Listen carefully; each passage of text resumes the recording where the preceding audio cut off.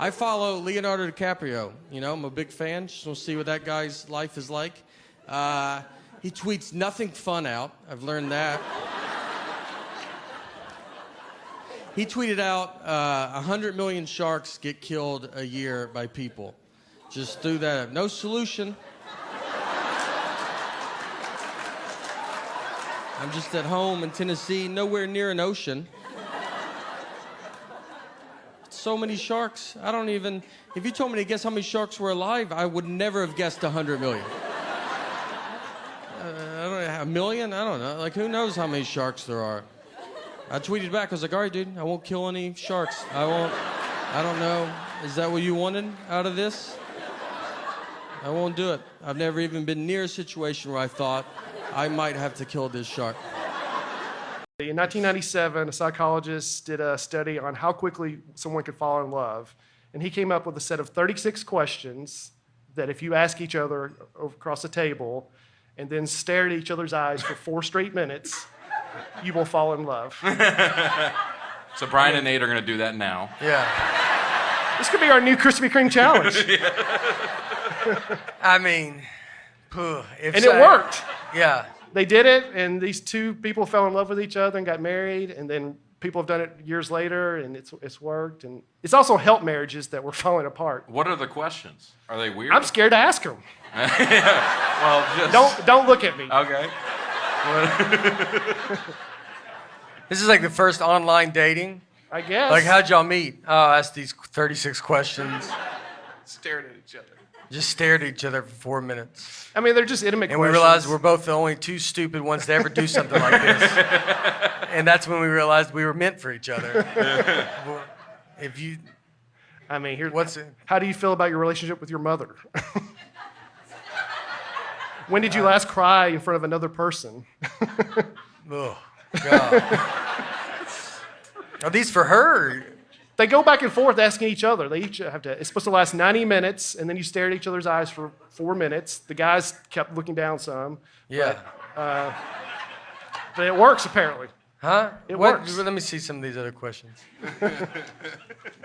That's all 36. Given the choice of anyone in the world, whom would you want as a dinner guest? Oh, that's fun. Oh, God. He's like, Jesus. Everybody just says the... And if you don't say Jesus, you're the worst. Do you want to take this self-assessment? Yeah, let's see what it is. Number one. This is for you, Andy, that thinks... Number 1, do you read slowly? No.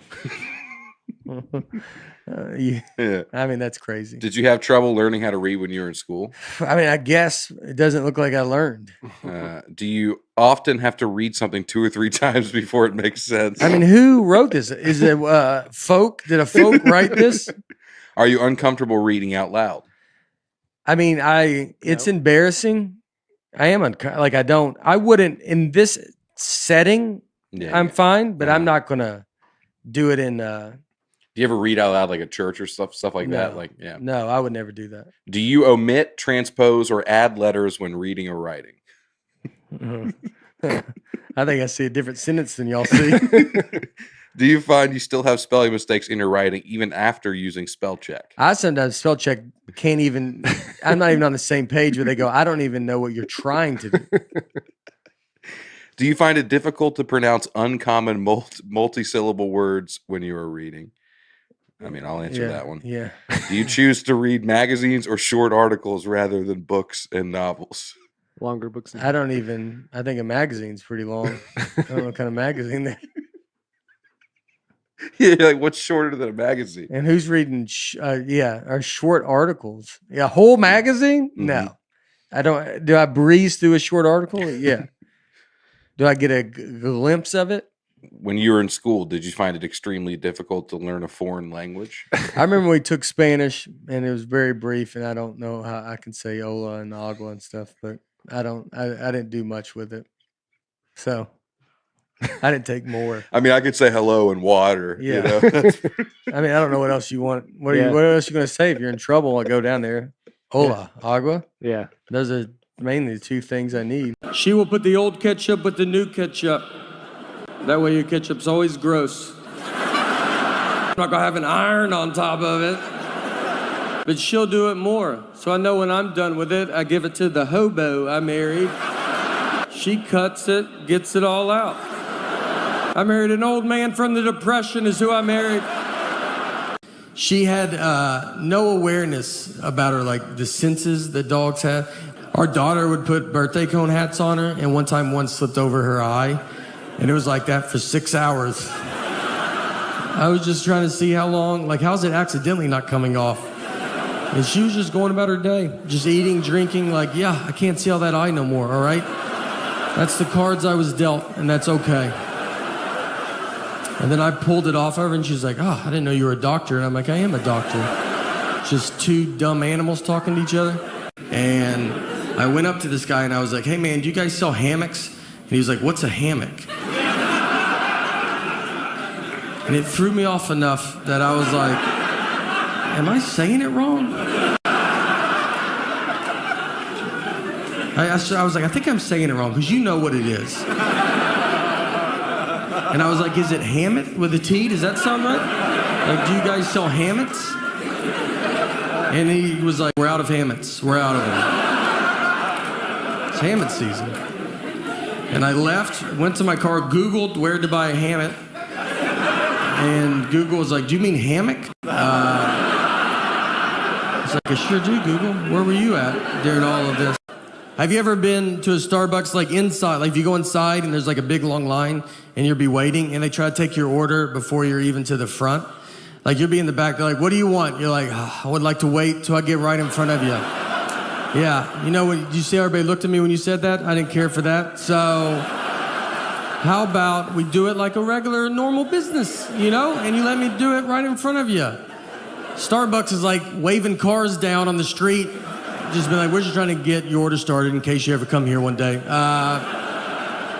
What I think is going to help a ton is the picture on the ID. Something that I've always loved that they did. And I think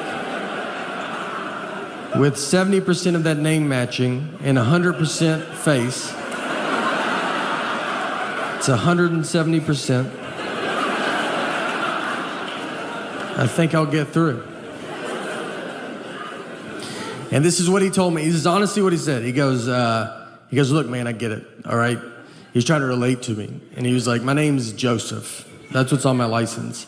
So I can't buy a ticket under my nickname Bart. They're not gonna let me through. And he said it like, right? Like, do you know what, does that make sense? And I was like, that doesn't at all. Those are two different names, all right? I should be over there and you should be over here because that's how you're treating me. Like I'm a Joseph Bart. Look, I want to defend all these kids with peanut allergies. I don't think they get defended. They get yelled at by adults. We got a lot of adults addicted to peanuts in this country, and they're furious. And we just have adults are yelling at these children like they chose it. Like when they were born, the doctor goes, "Hey, do you want to be a nightmare to everybody?" Every scenario is life and death. You ever been on a plane? They just go, "All right, everybody.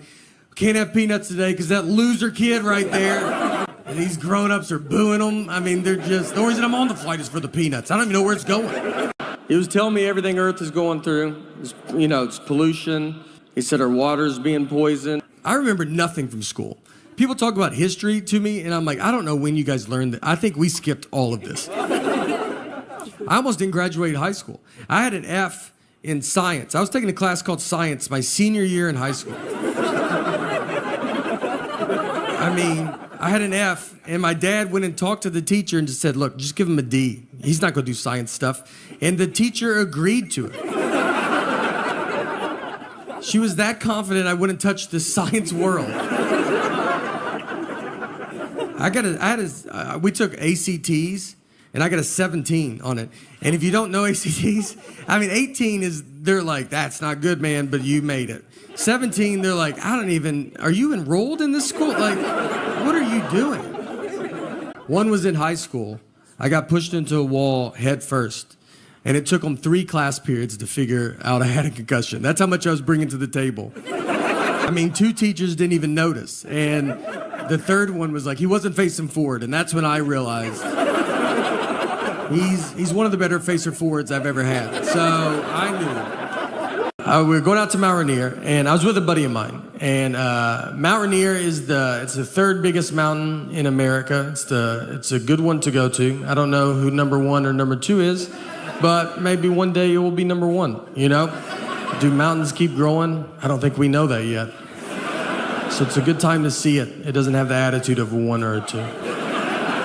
My wife's always around too. I feel just always like near, you know, especially about home. It's like I married a cat that I'm like, you just always on me. If I do if I go to the bathroom, she's like, I'm gonna paint the bathroom door while you're in there. I'm like, you couldn't do it later? No, I had all the time to do it. I thought I'd wait till you went in, and that's when I was gonna start. If I eat something she doesn't approve of, she just pops up, man. I mean, I'll try to sneak it. I could eat an Oreo cookie in the attic at 3 a.m., and I would bet my life a light would cut on, and she'd be like, what are you doing up here? And if I questioned it, it was like, what are you doing up here? She's like, I'm always up here. This is when I do my attic stuff.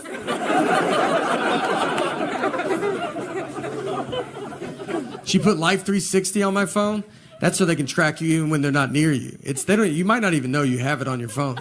It's worse than what the government's doing. I would rather the government track me than her.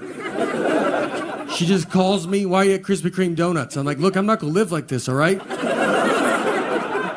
If I want donuts, I'm not gonna lock my phone in a gym locker and go pay cash for donuts.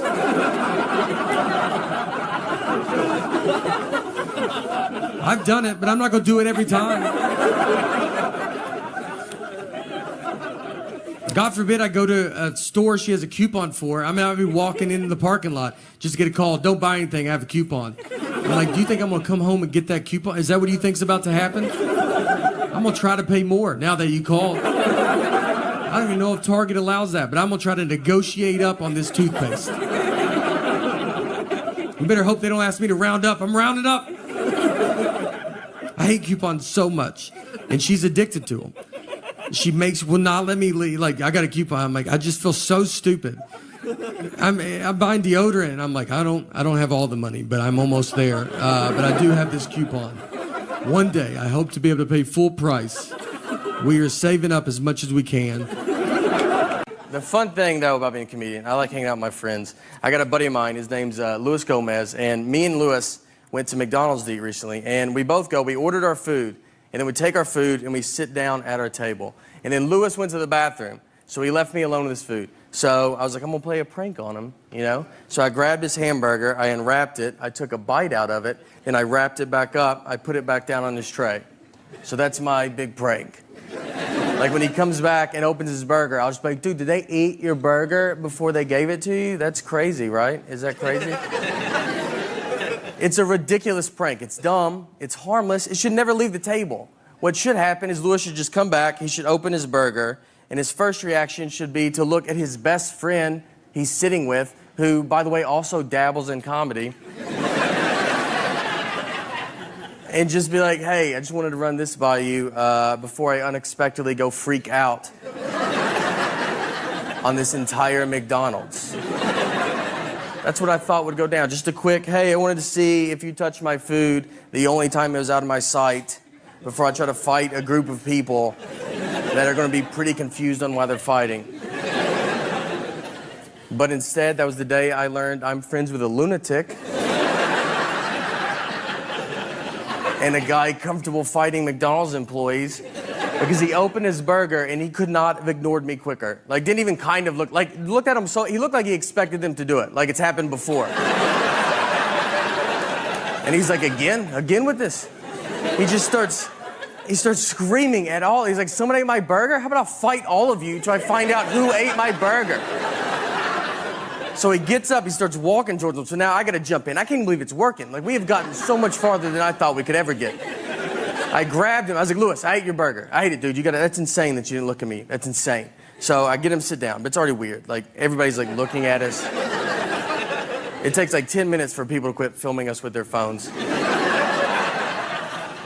And that's when it hits me. I started thinking about it. I was like, Luis, you're going to get killed one day. I was like, you were about to go fight it. I was like, let's pretend that I'm not here. Let's pretend that someone did eat your burger that worked at this McDonald's. Let's pretend that really happened. You were going to go blindly fight that guy. Not even try to, like, size him up, like, see what he looks like, at least. Do you really think you could beat up a guy that is apparently pretty confident in himself? That he's making burgers, he's then eating them. He's just sending them out to whoever. You don't think that guy's probably the greatest fighter of all time? I honestly think you'd walk to the McDonald's counter and be like, hey, who ate my burger? And all the McDonald's employees would just part ways. Because they know exactly who you're talking about. And in the very back of McDonald's, you see a guy standing there cracking his neck. He's got his fist in the fryer, doesn't even know it, just sitting there, warming his hands. All right, guys, thank you guys so much. Thank you. Thank you. I love that. That's hilarious. Thank you so much. Nate Bargatze!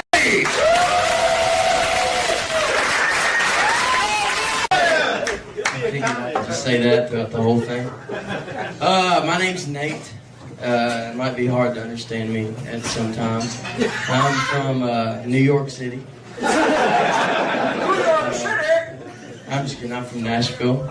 I wear this shirt for a couple of reasons. So if I get questions like that, they're like, oh, Nashville, okay. If people come in late, they know. They don't have to interrupt us by asking. They'll just read my shirt. If they can't figure that out, then they're probably from Nashville too. They probably have the same shirt. I also wear it in case I get lost. People know where to send me. It's kind of like a dog leash. I got my name and number written in the back. So you can always find me if you see me laying on the street. Just send me back to Nashville. I'll be good. One thing I've noticed since living here in Chicago is the directions that you get from so many people. Y'all use the compass a lot here, as I understand. First time I moved up here, I'm like, how do you go to the store? They're like, go north 5 blocks, then go south 3. All right. I'm somewhere in the middle. I don't know which way is north or south or east, or do I left or right or straight, or I didn't bring my compass today. And it's so confusing because the one thing they taught me was like, just remember, the lake's always east. I can't always see the lake.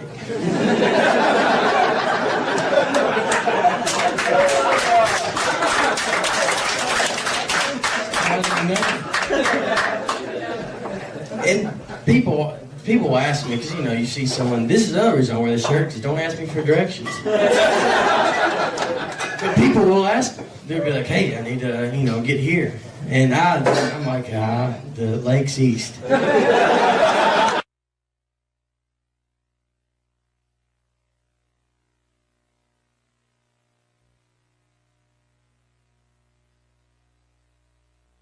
I usually throws them off and they just leave. And I keep going wandering around the city with my compass. Another thing here is my only phone here is a cell phone. Cell phones are about ridiculous. The signal on a cell phone, does it ever work? Because there's really never, the one time I get a full signal, if you do this, you're done. You're out. Your signal's gone. You have nothing else left. I got quite a few places that Verizon guy can go and he ain't gonna be able to hear when he says, can you hear me now? Like my house. Come to my house. Come outside my house. Walk down the street. I can be standing in the middle of the ditch and I'm sure I would still be like, can you hear me? Hello? Hello? And I hope I never get hurt and have to call 911 because I'm screwed. Or if someone breaks in my house and I have to climb under my bed, I'm like, hey, there's a guy in the house. And they're like, sir, are you there? And I gotta kind of scoot over. There's a guy in the house. Hello? In my house, there's a guy. Until I have to crawl out and I just get killed. Then I'm bleeding, having to roll around with a knife in my back. I need an ambulance. What? I need an ambulance? If you don't mind, please. I don't know if this has to do with that, but what's the age where you're not scared of the dark? Because I don't know if I've hit it yet. This is why I'm standing in this little circle right here. If I go outside of it, I'm screwed. I'll never make it back. This is the only thing that I figured out. The age and the point to where you do it, or how you stop being scared of the dark, is you get married. And that's so you can have someone share your bed with you. So the monster now has got to decide between one of you. You might have a chance. And then the reason you have kids is so you pass them along to him, and then he leaves you alone the rest of the day. And then you're okay. And the thing about, when you were a kid, you were so scared of the dark, and you just hated it. Unless there was one other kid in there. Then if you had a friend over, then it's 2 8-year-old kids in the bed, and you're like, I'm feeling okay. Like the monster's down there going, Fred, Johnny's got someone to spend the night tonight. I don't know if I'd go up there. That's 2 8-year-old kids you got to mess with. It's probably not a good idea. Heard his parents are divorced though, so let's go after his dad. A game you used to play also when you're a kid is hide and seek, hide and go seek. I think that is a very, very fun game. I don't think it gets taken seriously enough though. Maybe when you were 10, when you would break your ankle to hide in the dryer so nobody could find you. And when you'd get those good spots where you'd be there for a good hour or so. And then you're like, I don't know if this is either a great, and you don't want to leave because it's a great spot. What if he sees you leaving? You can never go back. That's the dryer. Who thinks of the dryer? I thought of the dryer. I'm a genius. So you got to go up there, and he's already quit. He quit 2 hours ago. He's like, I couldn't find you. I looked for a little bit. The Easter was just recently, and speaking of hiding, they had an Easter egg hunt, and the thing is now is when they hide the Easter egg, they just throw them out on the grass. It's not game is. Because I guess they want everybody to find an egg, make everybody happy. And that's not how I did it. My dad would hide them on the roof. You'd be mowing the grass in August and run over an egg. And be like, there it is. I found it. You'd climb trees, fall down and break the leg, get up, and you still had it. And then you'd open it, and it was the money egg. And it was worth everything, with $5 in it, and that's all you needed. Holidays are great too. I remember the first time I met the Easter Bunny. He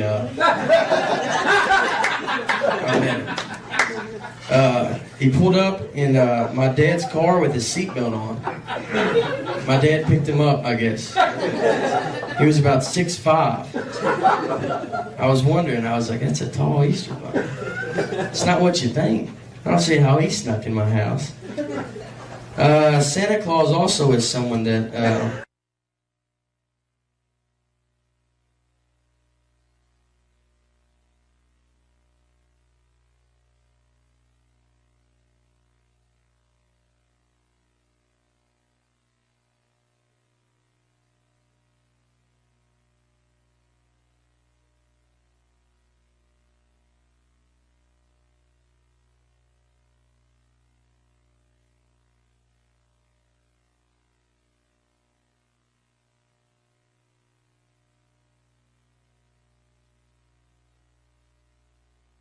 you're like, I don't remember asking Santa for socks.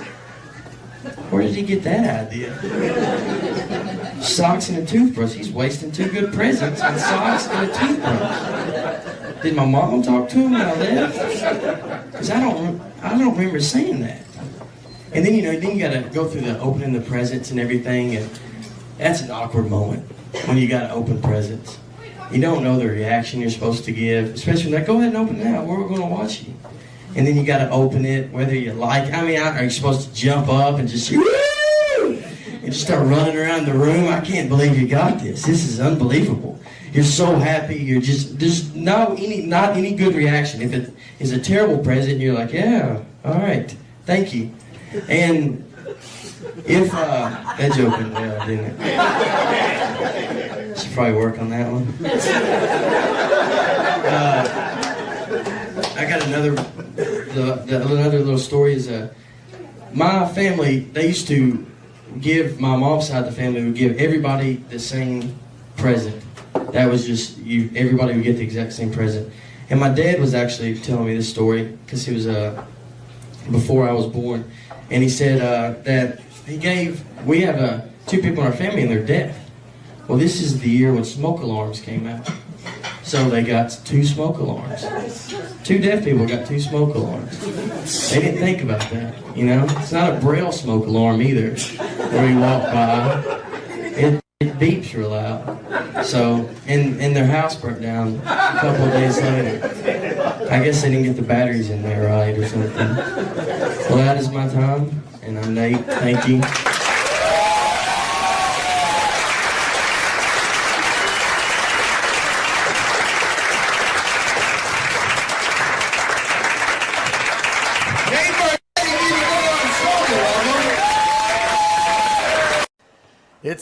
It's great having a kid. I've been married for 7 years, and so now we just have a 1-year-old daughter. So it's getting pretty serious, and this is what took it over the edge. We were living in New York when my daughter was to be born, but I'm from Tennessee, so we flew home and my daughter was born in Tennessee. I didn't want her to be born in New York. I don't need her growing up thinking she's better than me. So I was like, you start where we start. All right. How about that? It was wild. Does anybody have kids here? Or a couple? One person. All right. The rest is like, when I die, this city dies. All right. Yeah. It's wild. I remember on the way to the hospital, I told my wife, I was like, look, I don't want to see anything. All right. It's going to be gross. I wish it was like the 50s when they didn't even let men in the hospital. But it's not. Now, doctors are like, do you want to deliver the baby? Why don't you do most of it? They just pull the baby out, and then they just tell you, they're here, cut the umbilical cord. They just tell you to do it, real fast. I didn't take a class. They just act like I'm the guy that cuts umbilical cords at the hospital. I almost cut the wrong part, and they were like, that's not right. I was like, oh, maybe, you should jump in. You did go to doctor's school for this. I don't know why I'm doing minor surgery right now. And then they just hand you your baby, and they're like, all right, we'll see ya. And that's when you're like, I'd really like your help now. I need you to live with me or something like that. The first question I asked, they should have probably kept, I was holding her, I was like, how much do you feed it? I bet it's a lot. It seems like it'd be a lot. It sounded like I was buying a hamster at a pet store. The big thing they tell you, the number one thing they say, they're really big on they're like, whatever you do, let's just try not to shake this baby. That's the number one goal. And they tell it to you, they're almost like, obviously you're going to want to shake the baby. But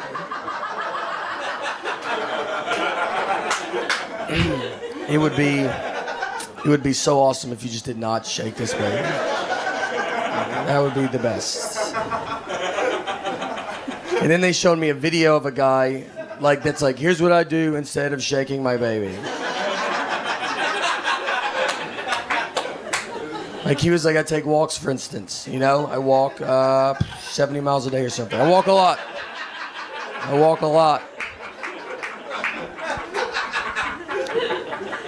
Then I signed a certificate I was in kindergarten that said, all right, I promise, I swear to God, I won't shake the baby. Quit asking me about this.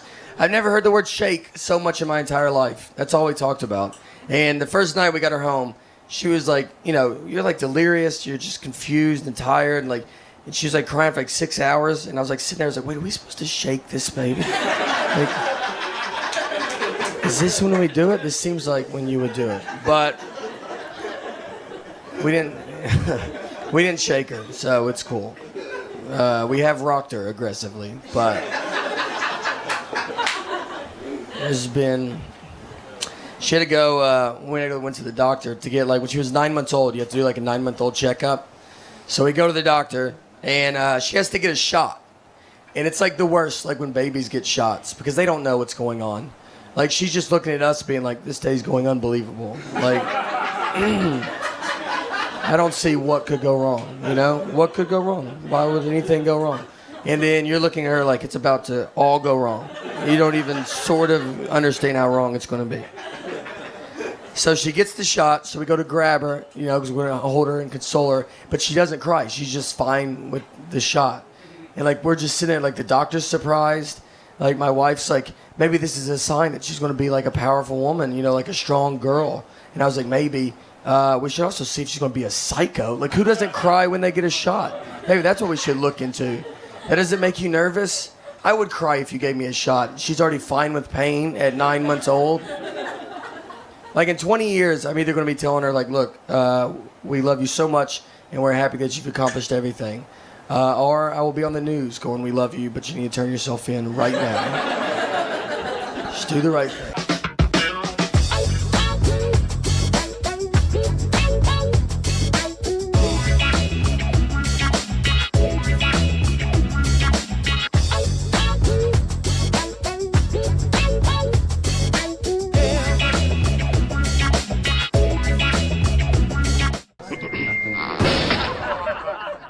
So my parents are in their 60s, and when your parents hit their 60s, just so you know, you kind of realize that you go, all right, I'm in charge of this family now, They don't give it up. They don't offer it away. They just start doing stuff that you're like, I don't. We went to the store the other day, and we walked back to the car. We were in the store for an hour. We walked back. The driver's side door is wide open. He drove, opened the door to go inside, and just kept walking. He's been driving for 50 years. And I know cars are getting crazy, but one thing that stayed the same in all these 50 years is you got to open and shut that front door.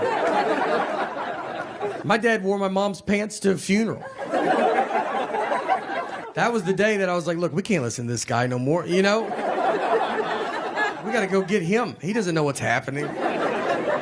It usually starts happening when you start doing the holidays at your house instead of your parents' house. That's when it starts happening. And so my parents, once we did that, they downsized into a 2-bedroom townhome. So they still wanted to do Thanksgiving at their house, but they don't have the room for us. There's 20 of us. It's like a college kid being like, you want to do Christmas in my dorm room? There's a table for 4, and then they have to put a train of TV trays and nightstands that just weaves down this hallway. You're sitting on stairs. We made the kids go eat in the car. We just go back in the car. You can't even eat inside. My mom didn't have ketchup. I was like, everybody just has ketchup. It just comes in houses. If I went to some alcoholic's house, he would have ketchup. His whole family would be gone. But I would say, do you have ketchup? He'd be like, I'm not that gone, man. So my wife and I, we met at Applebee's. And before I ever started comedy, I was a host and she was a server. And someone asked her recently, they said, hey, do you think, did you ever imagine when you started dating that your lives would become all that it's become? And she said, well, when I met him, he was a host, and I didn't think he was smart enough to be a server. So, yeah, we've got a little bit farther than I expected, I told her I want to be a server one day, and she's like, you keep dreaming that dream, all right? I think if you try hard, you can get that menu memorized. So I'm the dreamer of our group. I feel like in a marriage, you have one of you is a dreamer. Money's not real. Let's have fun. Let's go do fun stuff as much as we can. And the other person hates fun. And that's how you make a marriage. You can't have 2 dreamers. You're going to be homeless in an hour.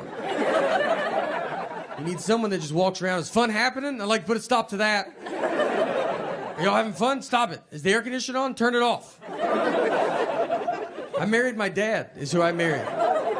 My dad, who I thought air conditioning cost $100,000 a day to run it. When we would be on car rides, I thought if you turned it on, your car exploded. Like just gas, you were out. We're out immediately. Did someone turn the air conditioner on? My wife's always around, too. I feel just always near, especially about home. It's like I married a cat that I'm like, you just always on me. If I do if I go to the bathroom, she's like, I'm going to paint the bathroom door while you're in there. You couldn't do it later? No, I had all the time to do it. I thought I'd wait till you went in, and that's when I was going to start. If I eat something she doesn't approve of, she just pops up, man. I'll try to sneak it. I could eat an Oreo cookie in the attic at 3 a.m., and I would bet my life a light would cut on, and she'd be like, what are you doing up here? And if I questioned it, it was like, what are you doing up here? She's like, I'm always up here. This is when I do my attic stuff. She put Life 360 on my phone. That's so they can track you even when they're not near you. You might not even know you have it on your phone. It's worse than what the government's doing. I would rather the government track me than her. She just calls me, why are you at Krispy Kreme donuts? I'm like, look, I'm not gonna live like this, all right? If I want donuts, I'm not gonna lock my phone in a gym locker and go pay cash for donuts. I've done it, but I'm not gonna do it every time. God forbid I go to a store she has a coupon for. I mean, I'll be walking into the parking lot just to get a call. Don't buy anything, I have a coupon. I'm like, do you think I'm gonna come home and get that coupon? Is that what you think's about to happen?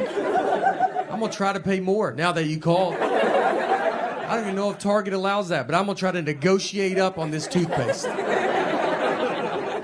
You better hope they don't ask me to round up. I'm rounding up.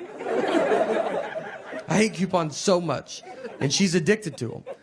She will not let me leave. Like, I got a coupon. I'm like, I just feel so stupid. I'm buying deodorant, and I'm like, I don't have all the money, but I'm almost there. But I do have this coupon. One day, I hope to be able to pay full price. We are saving up as much as we can. I don't believe in science. I'm out like, I don't know. I don't understand science, so it's just easier not to believe in it. It's just, I think they could be making stuff up. Why could I, I saw there, cockroaches are 350 million years old. It's like, are they, or do you know that I don't know how to go figure that out? Because that's what I think. I have no idea how you got to that number, and I'll just go, all right, I guess, why would you lie to me about it? Pluto. Pluto's not been a planet for a while, right? That's however long it's not been a planet, that's as long as I've been out of science. Because I was just checked out. I was like, you can't do that, dude. You can't jam Pluto down my throat my whole life. And then when I get out of school, you're like, we were just kidding about Pluto. That's not even a thing. It affected me. I remember in elementary school, I got a C because I forgot Pluto. And you know what? Turns out I should have got above an A. That's what I should have got. I should have been teaching the class because, I nailed it. I never believed in Pluto. I said it's too far. I go, it's too far. Yeah, these guys don't, they don't know. Neptune's next. You wait. I think Neptune, they're gonna be like, we can't see that far out. That's so far. Stamps make me nervous. Because I don't know how many you're supposed to put on, where they're gonna be like, you should put one more on. And they changed the price of stamps, and that's not in the news, You don't find that out on Twitter. You have to find out from old people. They're the only people that know. They keep up with it. They're like, stamps went up. You're like, okay. All right. Is it $100? They're furious. Is it $100 a stamp? It's 3 more pennies. If I remember driving to do a gig at this, I was opening for my buddy, and we're driving out there, and my car barely worked at the time, and this was in New York, and it was the exit. I remember they go, we're the last exit. If you miss our exit, you're going to Canada. So there's the last exit in America. So they're like, don't miss this exit. Right. And it snowed, and my windshield wipers wouldn't work, and so you had to stop every now and then so I could see. And then we did it, and then we went up and did a show. It was a 6-hour drive just to have a lady tell me that I wasn't funny. She just yelled it out while you're up there. She's like, and when you can't hear them, you go, what's that? What'd you say? Yeah. I make her say it twice. Right. Instead of just moving on. I'm like, I'm sorry, I didn't hear. What were you saying? Excuse me? She's like, you're not funny. Yeah. And I'm like, oh. And then afterwards, she came up and said, my husband said I shouldn't have said that. That was mean. And I was like, oh, well, thanks. She's like, I'm sorry. But she's like, but I honestly, I just don't see how you could even do this. She couldn't let it go. The end of the night comes. Everybody's drunk. Children, adults. It's across the board. A fight breaks out. We hear some of y'all fight. And you're sitting there. You got a 50-50 shot. It's not your side of the family. We get over there. It's 100% our side. It's my dad's aunt and an uncle, both rolling around on the ground. They're in their late 70s. He wanted to leave. She did not. So they thought, let's just handle it in front of everybody. She's on top of him. She punches him. He then punches her, and you're like, you can't do that, you know? So we got to get him apart, and he starts fighting us, and he's a pretty good fighter, all right? He's punching women in public. You don't think he's handled some dudes in his lifetime? That ends the night. You know, you can't be like, all right, guys, let's calm. Let's cut the radio back on, find a good station. On a sadder note of sorts, we had to put our dog down recently, and it's a tough thing to do. You know, nothing was wrong with her. I'm just really busy right now, and she was very sick. That was a joke. All right, that was a joke, and she would have loved that joke. So don't you worry about it. That's the type of humor she had. She was a rescue. It's not your labradoodle humor, all right? It's a little darker. I wanted to play college basketball. That didn't work out. It didn't work out because I got cut every year for my high school basketball team. So I had to play for my church because the church cannot cut you. They have to let you play, which is nice. That's a good, you know.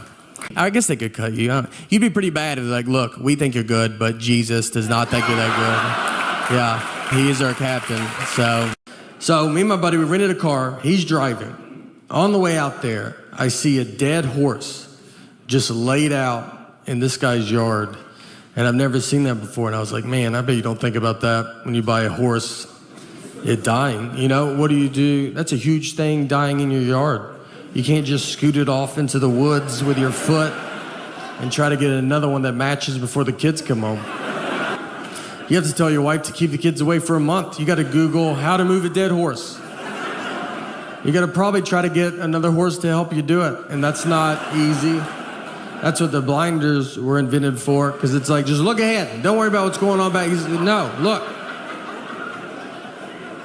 Or you gotta get your friends to help you do it, and you can't spill the beans too quick on that.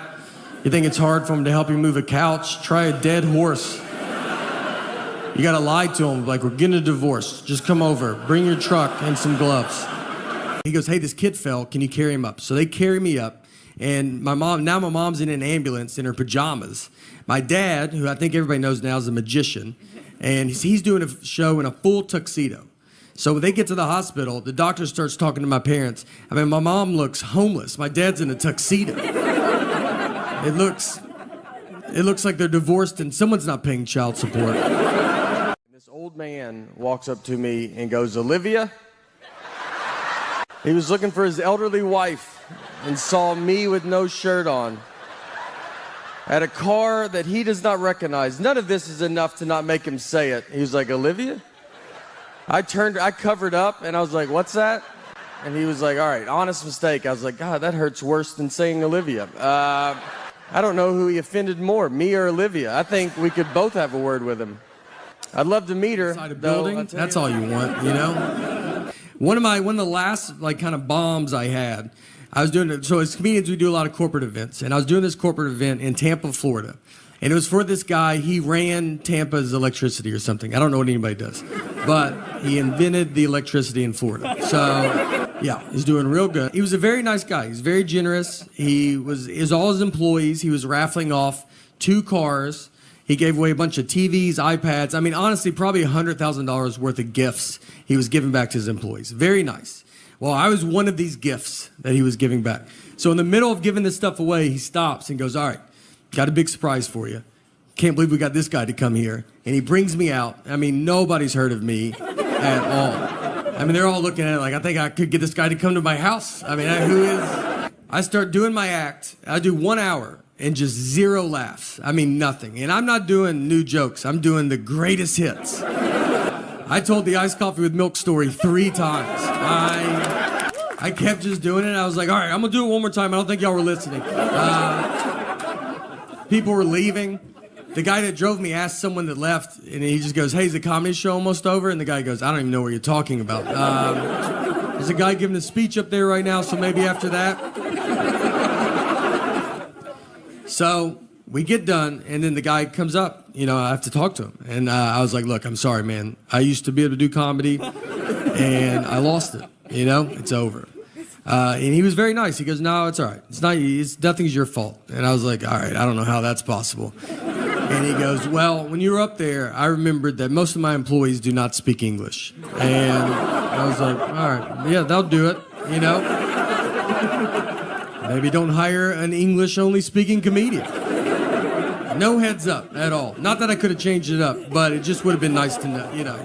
All seriousness, though, global warming, we gotta stop it. Or more of it, I don't really know which way we want to go, but it can't stay warmer. I know that. It's got to be one or, something's got to happen. Something can't stay where we're at.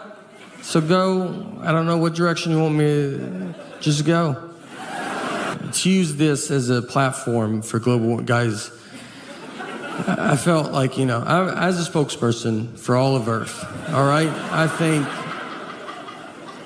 I'll give you a message that I don't think no one will give you. And I'm here to say that we're doing fine. So just relax. We're doing great, all right? I did some research. And I was like, let me look at the other planets. Let's see how good they're doing.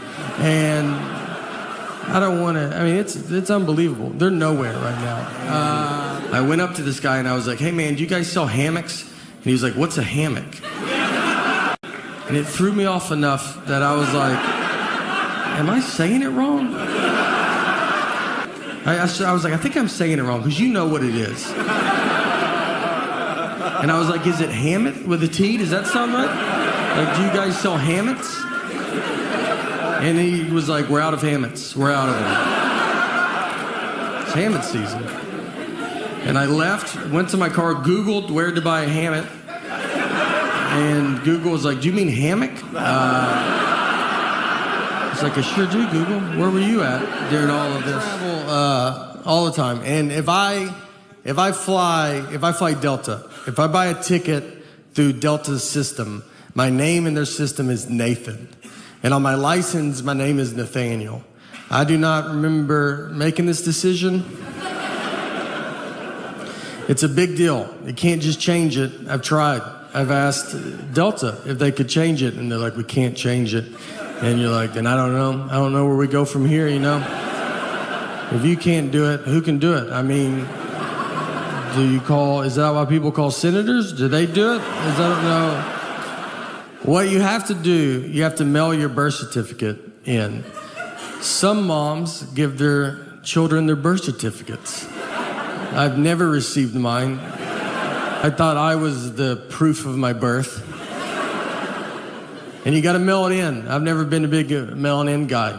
I've mailed maybe 4 letters my entire life. I just never done it.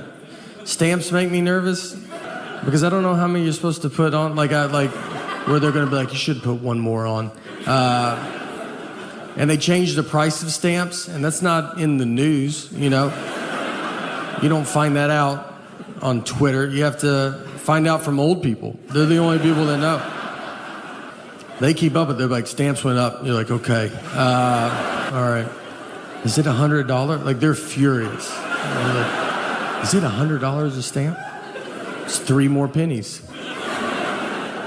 So I will never go through that process to get my name changed, so I just deal with it. And it gets my parents are getting older. So my mom, we had her go pick up our daughter recently at a friend's house, and I texted her the address. She drove to the wrong house. So she knocked on the door, another grandmother answered. Well, this is not good. This is like 2 dogs seeing each other through a fence. They're going to be there for a while, So my mom, she knocks on the door. My mom goes, is my granddaughter in there? And that lady goes, I have 3 grandsons, so no solution. Just 2 grandmothers. Do you have stuff? I have stuff too. They talked for 30 minutes. It's a wrong door. I had to go get my daughter, then find my mom. I was in San Francisco, and I bet there's a bunch of fun coffee places, and I live in my dumb world that I just want this one little drink. So I go into a Starbucks, and I get to the front, and I was like, I'll take an iced coffee with cream. She goes, with cream? I go with cream. And then she goes, iced coffee with cream? I go, iced coffee with cream. She goes, with cream? I go with cream. And she said it one more time. She said, so iced coffee with cream? And at that point, I should have said, what's going on right now? Where are you at in your head? Because I feel like we're in 2 different places. but I was nervous, and there was people behind me, and I was like, cream or no cream? Honestly, I'll give you $20 if you let me leave right now. I cannot, this is the most I can talk about this. I don't even know what's happening anymore. So I paid, I go stand in line, you know, where you gotta wait for your drink. There's like 5 of us waiting for our drinks. So she puts the iced coffee up there first, no cream, and I was like, whatever.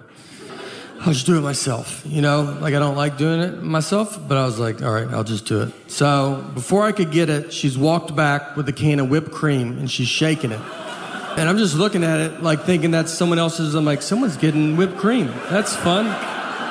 One of you guys are getting whipped cream? And I look down, and she starts spraying the whipped cream on top of my iced coffee. She just yells out, iced coffee whipped cream, yells it out. The other 4 people, they turn their back, like they don't want you to accidentally think that's what they ordered. And I'm just left alone, like, that's what you thought I said over there? You don't think I would have said iced coffee with whipped cream? You think I'm just some nut job? It's like, I've had too many problems in this Starbucks, so I'm going to use the words that I want and no other words. Iced coffee whipped cream cup. And they didn't have a top for it, so whipped cream, it doesn't sink and become less embarrassing. It moves. It's like a buoy in an ocean that everybody sees. And I'm just walking through the crowd like, this is my favorite drink. I don't know if you guys drink this at all. Is anybody, nobody does this? I'm surprised. And I walked outside and threw it away and tried again at a different. People always talk to me very easy too, or dumb. Like if I talk to a stranger, I can always feel it. And I think it's my eyes. I have big eyes, you know? And so I just get a lot of like, you still with me, man? And I'm just sitting there like, yeah, I mean, I'm listening. And he goes, all right, I don't feel like you could be anywhere. Pretty dumb guy. Just, I don't think it's pretty obvious. And I think, I've thought about like time travel. Like if I went back in time, knowing everything I know now, I don't think I would make a difference. I don't think you would even hear about it. If I went back to the 20s and I like saw some guy on like an old phone, I'd be like, hey, eventually they have phones you just carry in your pocket. And he'd be like, yeah, how do they do it? It's like, you know, I mean, I don't know. It's like a satellite or something. And they'd be like, what's a satellite? Well, I shouldn't have even brought that up then. I don't know how they're doing it. It's like a round metal dish or something that's got to go pretty high in the air. I honestly don't think I could prove I'm from the future. I mean, they would want some proof, you know? Who's the next president? Oh, boy. My dad, too. My dad's, you know, my dad has surgery 8 times a year, probably. And he loves it. He loves it. He had surgery because he was addicted to Afrin, the nose spray. Because, look, I've been addicted to Afrin, the nose spray. If you don't know what it is, I would honestly tell you not to get involved. It's one of the best things I've ever been part of. Solves everything immediately. When I was on it too, my wife, she'd be like, what's that? No, she'd hear one puff. What's that? I go, hey, go live like this. I ain't worked this hard not to do Afrin in my own home. I've been doing these drive-in shows, these drive-in movie theater shows, and my buddy Nick Novicki's been with me, and Nick's a little person, very fun. We started comedy together. Nick's very fun to be friends with. He very easy to trick. We were once at a coffee shop, and a guy was sitting near us with a big husky dog, and Nick just goes, hey, you think that's a wolf? And I just said, yeah, I do think it's a wolf. They just passed a law that if you can catch a wolf, you can have it as a pet. And he goes, should I go ask him about it? I was like, I mean, absolutely, you know? I mean, he wants to talk about it. That's why he brought that wolf out here. And I watched him walk over to him and just go, excuse me, is that a wolf? And the guy, I mean, he didn't really know how to answer it. He said, what? I mean, you think I brought a wild wolf to this coffee shop? And the wolf's just being cool about it? It's not losing its mind right now? When we were doing these driving shows, we were all on a bus together. I convinced Nick that I didn't know who Nancy Kerrigan and Tanya Harding were. Nick is learning this, that I do know who they are. He's learning right now with you. I never told him. I absolutely know who they are. He brought all his references are just 90s sports references. He only can reference the 90s. And so he brings up Nancy Kerrigan and Tanya Harding, and I was like, "Who's that?" He's like, "What? You don't know who they are?" And I was like, I don't think anybody knows who they are." And he goes, "Dude, it's like a huge story. It's like figure skating is like a mafia hit." I was like, "I've never heard this, dude. Don't you think I would have heard it?" I mean, I was like, "No one knows this." He's like, he's losing his mind. I go, "They should make a 30 for 30 if it's that good." He goes, "They did." Another guy's like, "They should make a movie about it." He goes, "There's a movie." And he's just losing it. One of my favorite ones was, this was forever ago. We're going to a friend's house, and it was a 4-flight walk up. And so we had to walk 4 flights. Obviously, I walk faster than Nick, and I used to wait for him, but we've just been friends too long. I can't. We're like an old married couple. I'm just gone. So I knew where we were going, and I knew that he did not. So I leave him, and I go into my buddy's apartment. I was like, "Nick doesn't know where you live." So that's fun, just see what happens. About 30 minutes go by. Nick finally comes into the apartment, and I asked him, I was like, "Where were you?" He goes, "I didn't know where to go." And I go, "I know." So, like, you've been gone for a long time. Did you go back outside? He goes, "Oh, no, I've been in someone else's apartment all this time." He went into someone's, he was just trying handles. And the door opened, he walked in, said, "I'm with Nate," and went and sat on their couch. That's how far he made it. Think about where your couch is. That's how deep he made it into their place. And he's so confident. I mean, they had to be like, I don't know, maybe we know a Nate, To a dog bakery. I've been to a dog bakery in my life. And this wasn't in, Beverly Hills or like Miami or something. You feel like they would have something like that. And this was in Mount Juliet, Tennessee. And if you don't know where Mount Juliet is, it's fine, but I bet you can tell that doesn't sound like a town you would drive through going, I bet they have a pretty good dog bakery here. I went in there, and no one was in there. The lady was looking at me like, "Are you here to buy this store for me?" That was her only hope. I talked to her. She had some time on her hand, excited to talk. And she said her and her husband bought the store for their 27-year-old daughter who graduated from college with a degree. And came out of college and said, I want to own a dog bakery. I want to make cakes for dogs. Which if I asked my 6-year-old what she wants to do when she grows up, I think she'll tell me she wants to make cakes for dogs. And I'm going to tell her that she can do whatever she wants to do, hoping she doesn't turn 27 and go, "Let's talk about those cakes for those dogs." And maybe they're usually busy. Maybe I was on there on a slow dog birthday day. I don't know. All right? She told me everything was organic, and I was like, "That's good. That's what I like to hear." All right? This is for that dog that's outside licking gum off the sidewalk right now. And if anybody deserves organic food in our house, it's not this little girl. I'm not going to waste it on her. It's for that dog that's wandered out in the highway because it doesn't know what cars are. I can tell you one thing that's gone forever is coughing in public. That's a wrap. I mean, you drink water wrong at a restaurant, just go walk in traffic. The whole restaurant just stops. Your table would be like, "Get out of here. Get out of here."